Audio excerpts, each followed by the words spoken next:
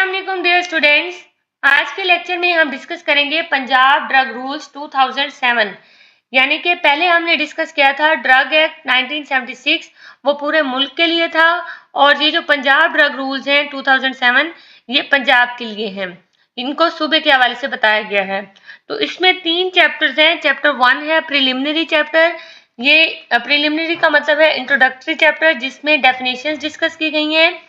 और चैप्टर 2 है अथॉरिटीज के हवाले से कि कौन कौन सी अथॉरिटीज का इसमें जिक्र किया गया है, provincial board, district board, government analyst और इंस्पेक्टर का।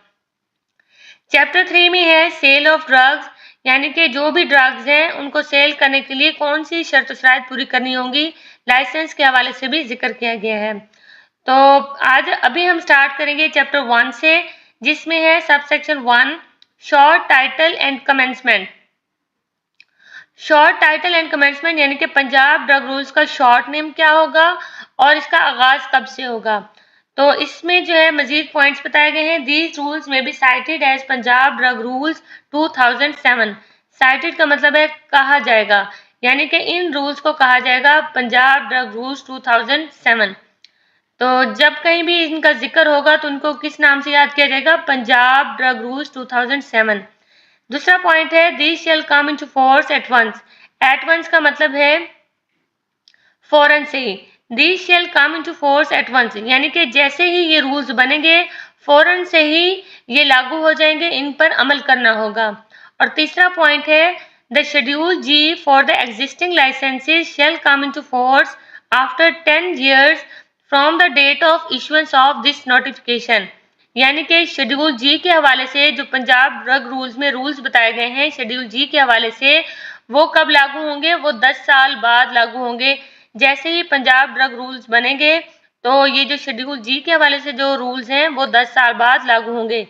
किन के लिए, फॉर द एग्जिस्टिंग लाइसेंसेज, यानी कि जिनके पास लाइसेंस 2006 से है तो उन पर जो है शेड्यूल जी के जो रूल्स हैं वो 10 साल बाद लागू होंगे।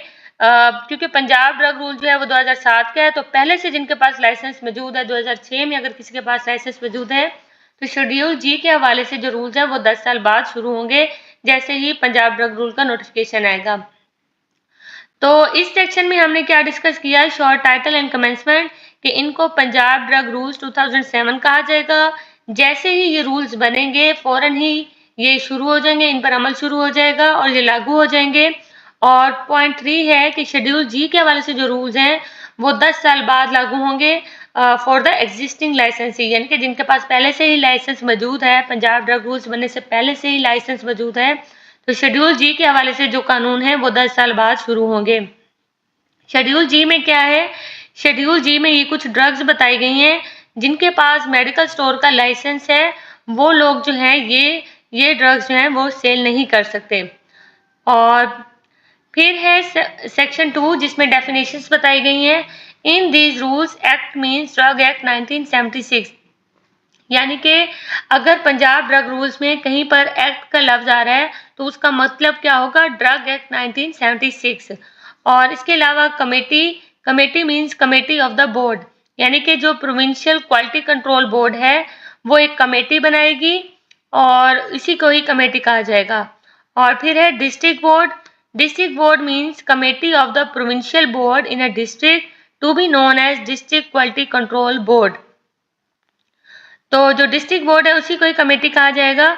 तो जो प्रोविंशियल क्वालिटी कंट्रोल बोर्ड है, प्रोविंशियल क्वालिटी कंट्रोल जो बोर्ड है वो एक कमेटी बनाएगी इन अ डिस्ट्रिक्ट, एक डिस्ट्रिक्ट में, जिसको क्या कहा जाएगा, डिस्ट्रिक्ट क्वालिटी कंट्रोल बोर्ड। फिर है form means a form mention in schedule A. तो यहाँ पर जो है ये शेड्यूल ए दिखाया जा रहा है आपको, और इसमें जो है शेड्यूल ए में जितने भी फॉर्म्स मेंशन है उनको फॉर्म कहा जाएगा। और शेड्यूल ए में तकरीबन जो है वो 10 फॉर्म्स मौजूद हैं इस तरह के। और इसके अलावा है गवर्नमेंट का मतलब क्या होगा, गवर्नमेंट ऑफ पंजाब, पंजाब की जो गवर्नमेंट होगी। अगर कहीं पर लफ्ज इस्तेमाल हुआ है गवर्नमेंट तो वो क्या होगी, गवर्नमेंट ऑफ पंजाब। और inspector means a provincial inspector appointed under section 17 of this act. Punjab drug rules के सेक्शन 17 में जिसका मेंशन किया गया है उसको आप कहेंगे प्रोविंशियल इंस्पेक्टर या इंस्पेक्टर। और इसके बाद है licensing authority means secretary to the government health department or an officer of the government duly authorized by the secretary। duly authorized का मतलब है कानून के हवाले से जिसको सेलेक्ट किया गया है। तो लाइसेंसिंग अथॉरिटी वो होती है जिसने लाइसेंस देना होता है, जो लाइसेंस देती है उसको लाइसेंसिंग अथॉरिटी कहते हैं। और ये कौन होगी? हेल्थ डिपार्टमेंट का कोई सेक्रेटरी हो सकता है, या फिर ये जो सेक्रेटरी है किसी ऐसे ऑफिसर को अपना इख्तियार दे सकता है, डुलाई ऑथराइज्ड, यानी कि कानूनी लिहाज से किसी ऐसे ऑफिसर को भी ये इख्तियार दे सकता है कि वो लाइसेंस प्रोवाइड करे। तो लाइसेंसिंग अथॉरिटी कौन होगी? जो लाइसेंस देती है। और ये लाइसेंस कौन देता है? हेल्थ डिपार्टमेंट का कोई सेक्रेटरी हो सकता है।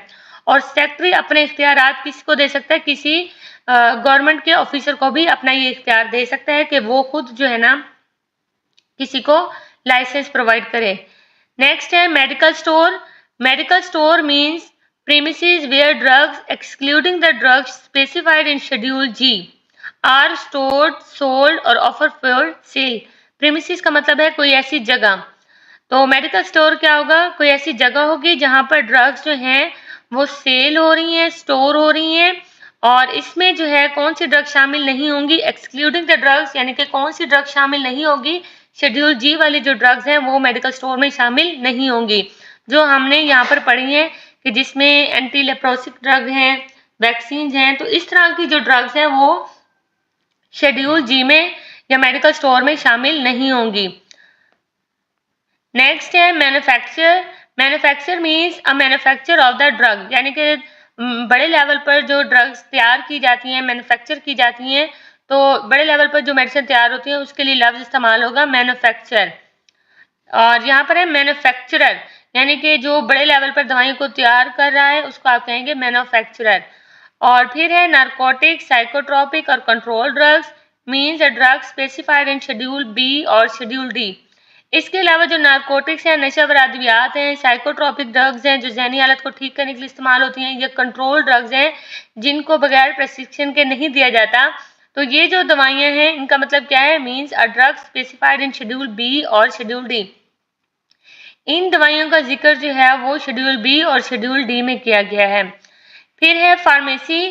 Pharmacy means premises where drugs are stored, sold, compounded, dispensed और प्रिपेयर्ड ऑन प्रिस्क्रिप्शन और distributed in case of authorised agent of manufacturer, indenter और इम्पोर्टर। फार्मेसी कौन सी जगह होगी? फार्मेसी एक ऐसी जगह होगी जहां पर दवाइयाँ जो हैं स्टोर होती हैं, सेल होती हैं, कंपाउंड का मतलब है तैयार होती हैं, डिस्पेंस दी जाती हैं, या फिर प्रेस्क्रिप्शन के ऊपर जो है वो मेडिसिन को तैयार किया जाता है। कोई ऐसी जगह जहां पर दवाई जो है वो तैयार हो रही है, स्टोर हो रही है और या फिर डिस्ट्रीब्यूट हो रही है। यानी कि जैसे फार्मेसीज पर कोई फार्मास्यूटिकल कंपनी के नुमाइंदे जो हैं वो आते हैं और दवाइयाँ देकर जाते हैं, या इसी तरह इम्पोर्टर या आइडेंटर जो हैं वो मेडिसिन प्रोवाइड करते हैं, तो उस जगह को आप कहेंगे फार्मेसी। तो इसमें शेड्यूल जी मेंशन नहीं है, जबकि अगर आप मेडिकल स्टोर की बात करें तो मेडिकल स्टोर में ये बताया गया है कि ऐसी जगह जहाँ पर दवाइयाँ सेल होती हैं और उसमें शेड्यूल जी की दवाइयाँ जो हैं वो शामिल नहीं होंगी। और फार्मेसी क्या है? कोई ऐसी जगह जहाँ पर दवाइयाँ तैयार होती हैं और सेल होती हैं। इसके अलावा यहाँ पर जो है मैन्युफैक्चरर, आइडेंटर या इम्पोर्टर जो है वो मेडिसिन से प्रोवाइड करते हैं, देकर जाते हैं। और इसके अलावा जो है प्रोविंशियल बोर्ड क्या है? Provincial board means provincial quality control board. यहाँ पर भी लफ्ज प्रोविंशियल बोर्ड इस्तेमाल होगा, उसको आप कहेंगे provincial quality control board. Next है registered medical practitioner means medical practitioner registered under the Pakistan medical and dental council ordinance 1962। यानी कि कोई ऐसा डॉक्टर या डेंटिस्ट जो PMDC Pakistan medical and dental council के तहत जो है वो रजिस्टर्ड हो, उसको आप कहेंगे रजिस्टर्ड मेडिकल प्रैक्टिशनर। फिर है schedule. Schedule means schedule to these rules, यानी कि इन पंजाब ड्रग रूल्स के एंड पे जो है कुछ शेड्यूल, कुछ लिस्ट प्रोवाइड की गई है, उसको आप कहेंगे शेड्यूल। और ये शेड्यूल जो है इसमें शेड्यूल ए है, बी, सी, डी और ई, एफ, जी, ये शेड्यूल जो हैं वो पंजाब ड्रग रूल्स में नीचे बताए गए हैं। सेक्शन है। Section means section of the act, यानी कि पंजाब ड्रग रूल्स के जो सेक्शंस हैं। और इसके अलावा seller. Seller mean the seller of a drug, जो दवाइयों को बेचेगा वो सेलर कहलाएगा।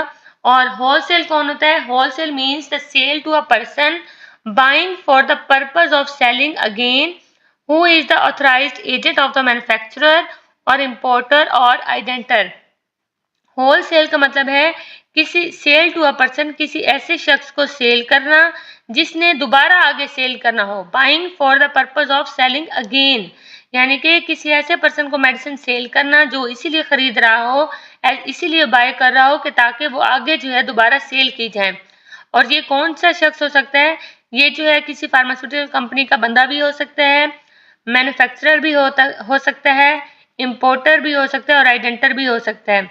यानी कि इन लोगों को जो है मेडिसिन फार्मास्यूटिकल कंपनी प्रोवाइड करती है, ये फिर आगे दोबारा दोबारा जो है फार्मेसीज पर, मेडिकल स्टोर्स पर जो है वो मेडिसिन सप्लाई करते हैं, दोबारा देते हैं, सेल करते हैं। लास्ट में है a word or an expression use in these rules but not defined shall mean the same as defined in this act. A word or an expression use in this rule, यानी कि Punjab drug rules में अगर कोई ऐसा लफ्ज इस्तेमाल किया गया है जिसको यहाँ पर डिफाइन नहीं किया गया, जिसका जिक्र यहाँ पर नहीं किया गया, shall mean the same as defined by act, यानी कि आगे अगर उसका जिक्र किया गया है तो उसकी डेफिनेशन वही होगी अगर उसकी डेफिनेशन यहाँ पर प्रोवाइड नहीं की गई।